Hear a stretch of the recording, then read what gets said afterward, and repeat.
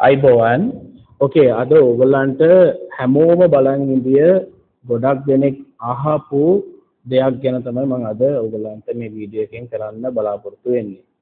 හැමෝම බලන් ඉඳිය දෙයක් තමයි මේක program migraine Tripatriya C 2.0 දැන් පටන් ගන්න හදන්නේ. හරිද? ඕකේ ඒක පටන් ගන්නේ ලබන සනුදා. ඒ කියන්නේ 19 වෙනිදා 5 වෙනි මාසේ 2025. හරිද? එතකොට 2025 5 වෙනි මාසේ 19 තමයි මුලින්ම මේ ප්‍රෝග්‍රෑම් එක පටන් ගන්නෙ.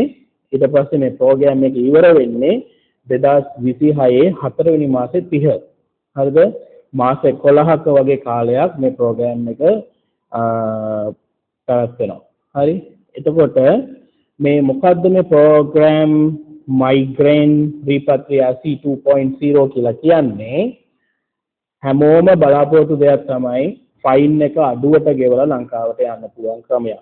මොකද ඉස්සර තිබුණේ අවුරුද්දට වැඩි නම් 3100යි, අවුරුද්දට අඩු මාස 6ට වැඩි නම් 2100යි, මාස 6ට අඩු නම් 1100යි. එහෙම තමයි normal ෆයින් එක තිබුණේ. හරිද?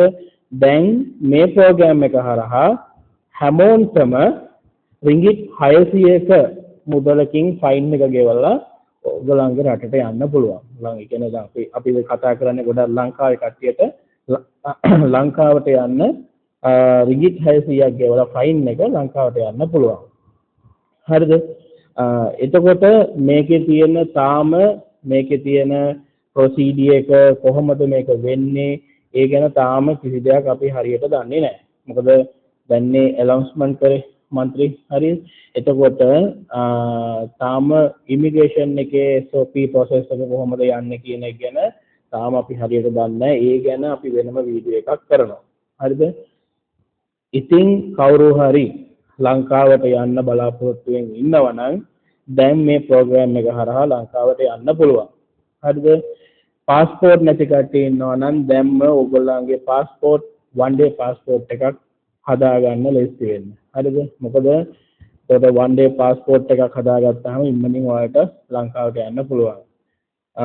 ඒ ටික තමයි මම මේ වීඩියෝ එකෙන් කරන්න ප්‍රධානම හේතුව. ඕගොල්ලන්ට තවත් මොන හරි වැඩි විස්තර දැනගන්න අවශ්‍ය නම් මට මේ ඕගොල්ලන්ට කතා කරන්න පුළුවන්. හරි? එහෙනම් අයිබෝවන්